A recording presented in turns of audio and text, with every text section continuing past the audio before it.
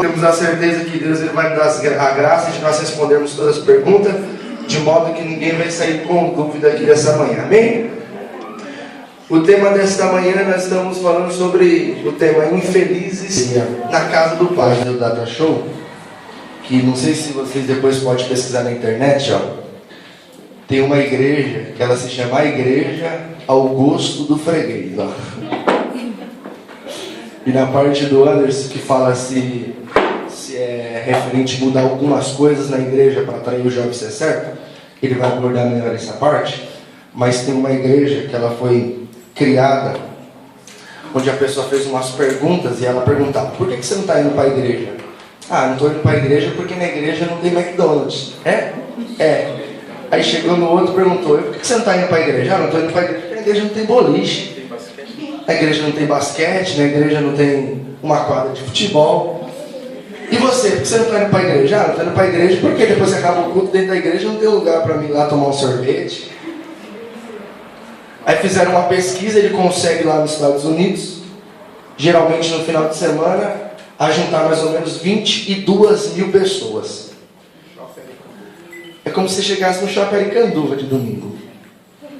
E fizeram uma pergunta para ele, uma questão, e chegaram nele e falaram assim: mas rapaz, você está trazendo tantas coisas aí, mas e a salvação, como que faz? Ele: a salvação é individual.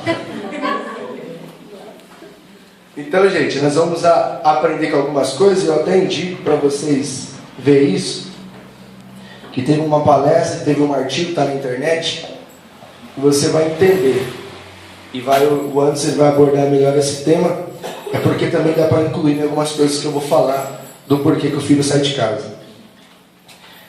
Gente, uma pergunta que, como eu fiz, que todos nós fazemos quando lemos essa parábola, é o motivo que gera do filho sair de casa.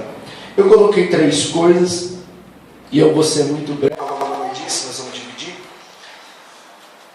E nós estamos pensando, vamos pensar de acordo com o texto bíblico, que narra que o filho chega um momento que ele pede para o pai a herança. Primeira questão para nós entender: a herança só era dada ao filho depois que o patriarca, ou depois que o pai morria. O filho chegar no pai e pedir a herança, ele estava pedindo ao pai algo fora do tempo, pedindo algo para o pai que ainda não era o tempo. E o problema da nossa geração, que é a geração Y, é a geração que quer tudo, algumas vezes fora do tempo. É uma geração que quer pedir agora e receber agora. É uma geração que como eu falo, que pensa que Jesus Cristo ele trabalha no McDonald's. Que você vai lá no McDonald's, estrala o dedo e fala assim: eu quero o número 1.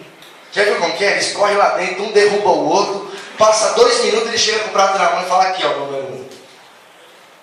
Mas tem algumas coisas, segundo o sábio Salomão, que ele disse que nós temos que saber esperar o tempo. E o tempo que tem que ser nosso amigo tem se tornado inimigo de algumas pessoas. De modo que algumas pessoas querem antecipar algumas coisas. E um dos erros do filho mais novo, ele quis antecipar algo por pai dele. Pai, me dá a minha parte da herança. Era como se ele estivesse sepultando o pai dele antes do tempo. O pai quebra uma regra da época e dá aquilo que o filho quer. Mas, para ele chegar a esse ponto, o que passava na cabeça do filho? Qual era o pensamento que o filho tinha para chegar no pai e tomar uma decisão tão drástica como essa? Eu separei algumas coisas, entre elas, o filho ele estava ali, mas o coração dele não estava ali. E por que o coração dele estava ali e ele não estava ali? Para nós aplicar, eu acredito que hoje um problema que tem sido muito grande para a juventude, para a adolescência, é a pessoa não saber aquilo que ela quer, ou deixar ser influenciada. Os nossos relacionamentos no trabalho, na faculdade, na escola, com amigos, com as pessoas que nós temos no nosso dia a dia, nós temos que ter uma preocupação muito grande. Será que essas pessoas que estão fazendo parte da nossa vida, que precisam fazer parte, para você que estuda, para você que trabalha, ela não está te influenciando? Será que ela não tem um poder de influência sobre você? De mostrar para você, ou de falar, trazer uma ilusão que fora da casa do Pai é muito melhor, ou trazer uma visão de que no mundo nós vamos ser mais felizes. E para uma pessoa dentro da casa do Pai estar infeliz, é porque ela acha que em outro lugar tem uma felicidade. Ou porque ela está substituindo a felicidade da casa do Pai por outro lugar. Então o filho, para ele chegar, o coração dele começa agora a estar dividido. Ele está na casa do Pai, mas o coração dele não está ali. Em Mateus capítulo 15, por favor, tem um texto muito forte, Mateus capítulo 15, versículo 8, diz assim: este povo honra-me com os lábios, mas o coração está longe de mim. O filho, ele chega diante do pai e toma essa decisão, mas antes disso, tem algumas situações. Uma delas, primeiro, ele estava ali, mas o coração dele estava longe. A Bíblia, ela diz para nós que aonde estiver o nosso coração, ali está o nosso tesouro. Eu sabia que você sabia, mas você disfarçou que não sabia. Aonde está o nosso coração, ali está o nosso tesouro. E uma pergunta: aonde está o nosso coração? O que tem nos alegrado? Qual é a nossa motivação? O que tem nos motivado para estar na igreja? Será que o que Jesus fez por nós não é o suficiente para nos motivar?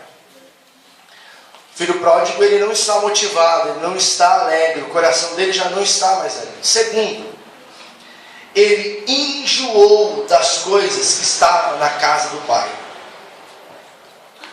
Já viu aquelas pessoas que ela já está enjoada? Teve uma vez que o pastor Paulo falou no Maia que algumas coisas não podem mudar. Tem algumas coisas na nossa vida que ela não pode mudar. Você fica 2, 3 dias sem tomar banho? 2, 3 dias sem escovar os dentes? Você não tem que fazer isso todo dia? Tem algumas vezes que você vai de manhã escovar os dentes, mas você nem pensa que você está indo escovar os dentes. É uma coisa natural, uma coisa normal. De tanto você escovar os dentes de manhã, e pelo menos eu tenho fé para isso, você já vai normal. De tanto você tomar banho, você sabe que é uma regra para o seu dia a dia. Eu creio em Jesus. Então tem algumas coisas que não pode mudar, mas o filho pródigo demonstra que ele enjoou de algumas coisas. É que nem aquela passagem que está em Números capítulo 11, onde o povo de Israel olha para Deus e fala: Senhor, só tem maná, não tem outra coisa não? A juventude hoje, ela quer sempre estar inovando, mas temos que tomar cuidado se essas inovações ela não vai atrapalhar a nossa vida espiritual. A gente temos que ter cuidado para não juntar aquilo que é santo com aquilo que é profano. Nós temos que tomar muito cuidado, porque as inovações que estão acontecendo aí no mundo, ela na verdade só deturpa aquilo que está na palavra. E tem pessoas que é influenciada por aquilo que ela vê na TV, por aquilo que ela ouve na internet. E nem sempre essas influências ela traz algum benefício para a nossa vida espiritual. Então, o filho ele acaba enjoando das coisas do pai. E isso é um grande risco que nós corremos. Por que chegar a ponto de enjoar? Por que ele chega a ponto de enjoar? É que nem o povo do céu: Senhor, é maná hoje, é maná amanhã, é maná ontem. Mas eles não entendiam que o maná era a provisão de Deus para eles. Então, primeira coisa, ele estava ali, mas o coração não estava mais. Segunda coisa, ele enjoou das coisas que estavam na casa do pai. Para a gente terminar. 3. Ele estava curioso.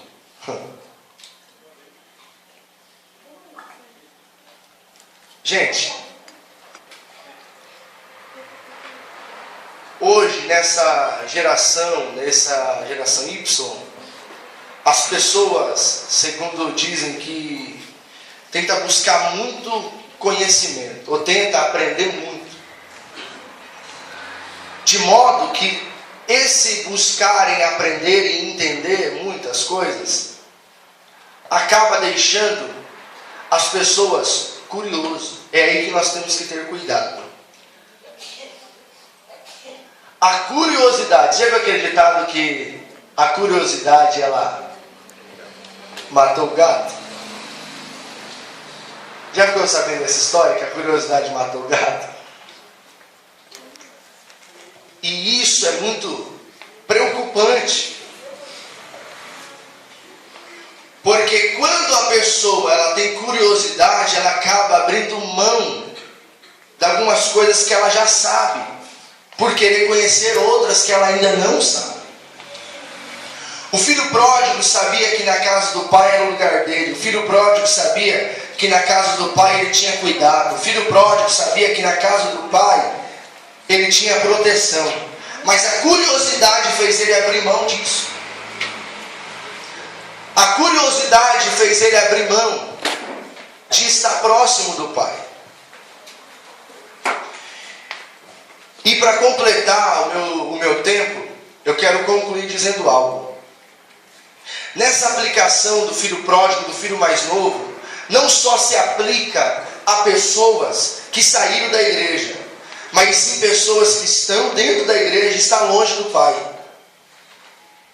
Porque ele está curioso, porque o coração dela não está mais ali, porque ela não tem mais alegria, ela está enjoada.